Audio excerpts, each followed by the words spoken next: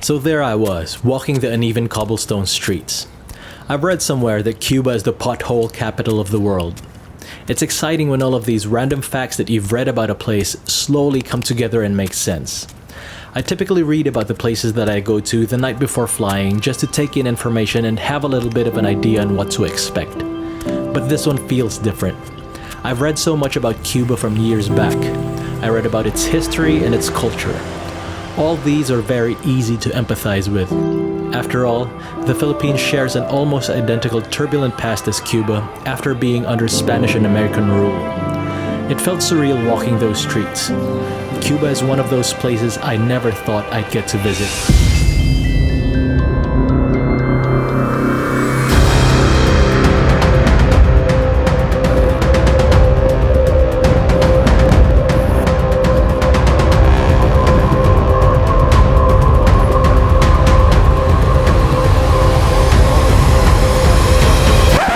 Hold that thought and back it up for a second, because I realized this story is never gonna make sense unless I put a little bit of context into it.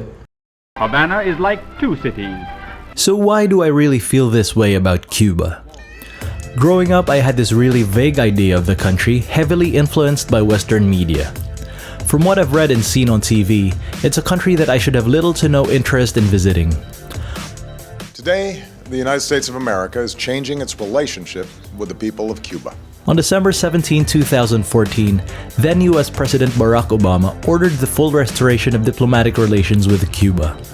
The headline sparked my interest in the country and I started to read about it. As I did, I started to see similarities with my country, the Philippines. As luck would have it, we moved to Central America in August 2016, which made visiting Cuba a closer possibility. Finally, last April, we made the trip.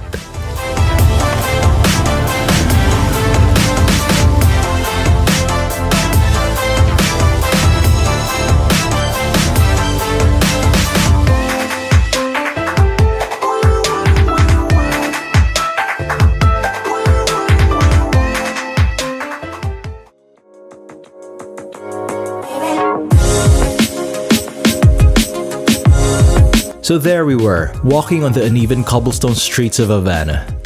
Having read a whole lot of Cuban history, everything slowly started to make sense. Most of Havana's buildings and infrastructure were built between 1900 to 1940, and little to no improvements were made since. Properties seized by the government after the Cuban Revolution were converted into homes or offices.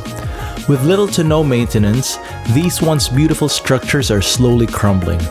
And that's exactly how I would describe Havana, a vibrant and beautiful city that's slowly crumbling into ruin. But I can't stop emphasizing how beautiful Havana is. Writer Ernest Hemingway was once quoted, "In terms of beauty, only Paris and Venice surpassed Havana." He lived in Havana for 22 years. In that span, he had his fill of mojitos from the birthplace of the drink, La Bodeguita del Medio. Cuba is also known for its rum and is where Bacardi was founded. Today, Edificio Bacardi still stands. However, the company is no longer in operation in the country.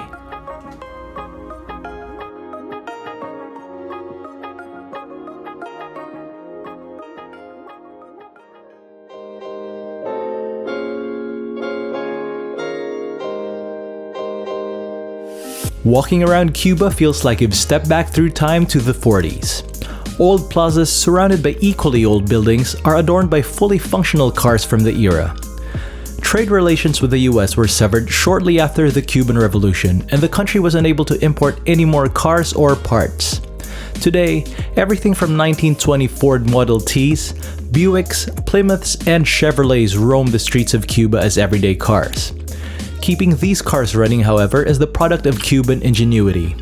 Most, if not all of these cars have been retrofitted with everything from Chinese truck engines, motorboat engines, to water pumps. It's probably why the streets of Havana smell like petrol half the time. Cubans are very light-hearted people. They enjoy music, football, and baseball like most Latin American countries. And contrary to Western media, Cubans are generally happy and talk about their revolutionary heroes with pride. Cuba adheres to socialist principles. Their economic means are largely controlled by the government, and the workforce is employed by the state. The social disparity among Cubans is virtually inexistent. The average monthly wage, however, is only about $20, but they enjoy free medical care and education. Statistically, Cubans live longer lives than Americans. Having limited sources of income, Cuba has turned to tourism once again to boost its economy.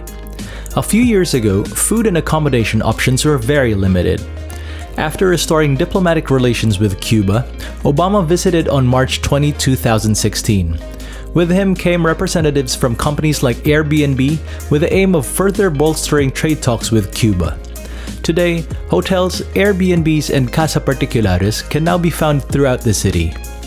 Restaurants are all over the city as well, although they typically serve similar food at almost similar prices.